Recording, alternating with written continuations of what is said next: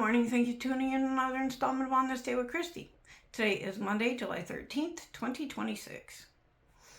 We'll be taking you on a journey to the past, the present, the strange, and possibly other dimensions.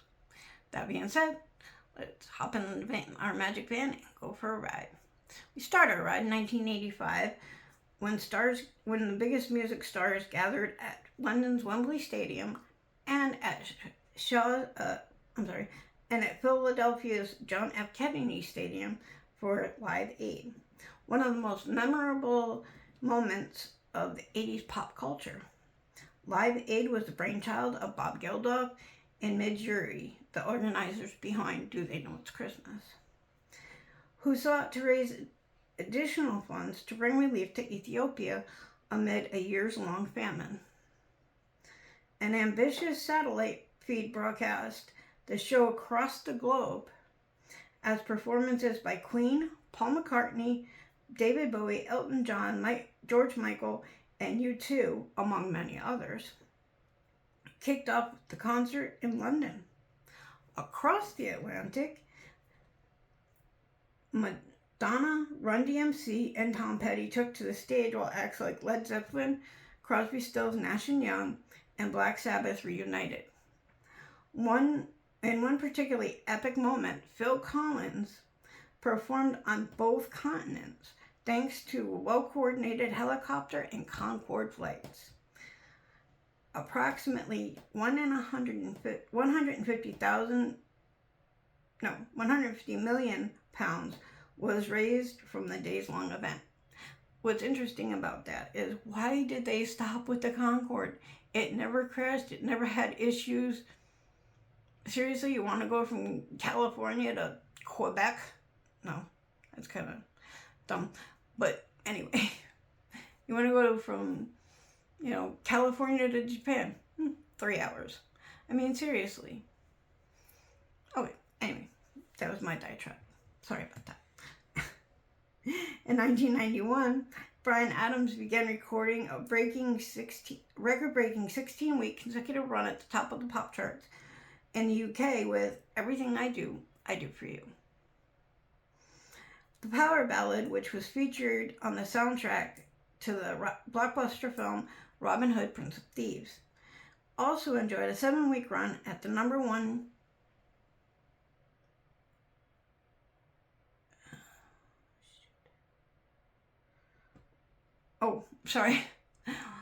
brain fog. It served at number one on the Billboard Hot 100, spent 18 consecutive weeks on the top of the European-wide chart. The song, which remains as the Canadian singer-songwriter's most successful hit, went on to win a Grammy and earned an Academy Award nomination. In 1974, George McRae hit number one on the Billboard Hot 100 with Rock Your Baby. The Billboard song, which also topped the pop charts in the UK, Canada, Italy, and Germany, among other territories, is widely considered to be the first breakthrough disco hit. In 1966, Ike and Tina Turner scored their first major hit in the UK with River Deep, Mountain High. The song, which peaked at number 3 in the British pop chart, caught the attention of Rolling Stones. Damn it. Sorry, Brian, you can cut that out. It was nobody found it. Anywho, who invited the couple to open for them. In 1970, the tune was covered famously by Motown giants The Supremes and the Four Tops.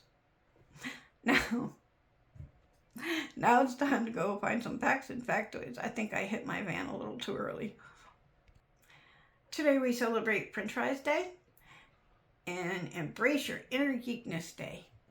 I embrace my inner geekness every day, and my inner geekness is more or less the outer geekness too, but that's okay.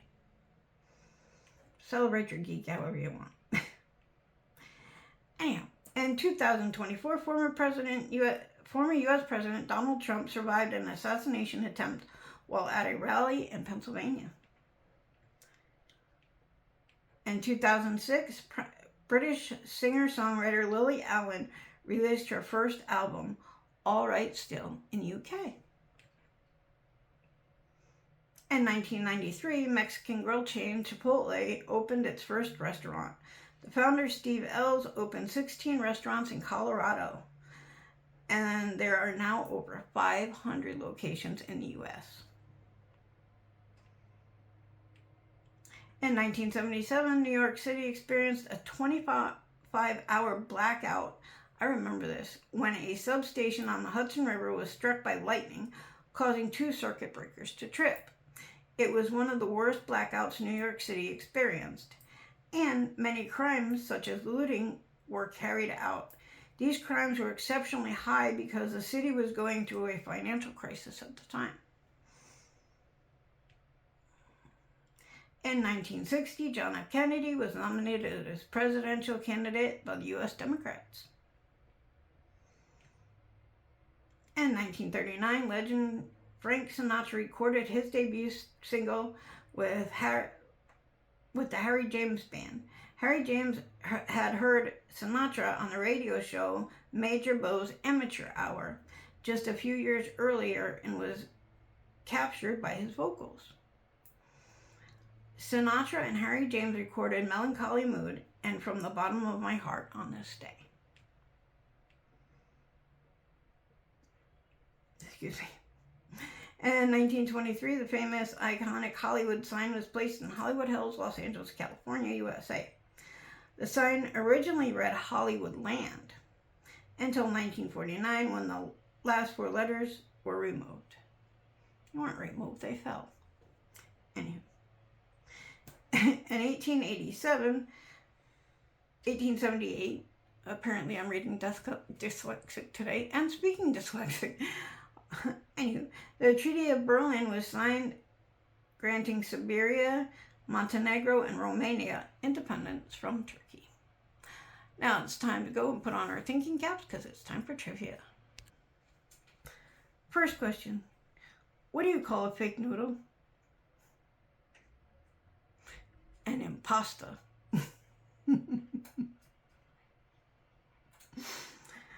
Question, this is actually true. What is the national animal of Scotland? Answer, the unicorn. Question, what is a group of pandas called? An embarrassment. Bonus question, what is a group of crows called? A murder. What is 2 crows sitting together called? Attempted murder. I know that was dumb too. Anywho, it's time to take off our thinking caps and put on our party hats because it's time for birthdays.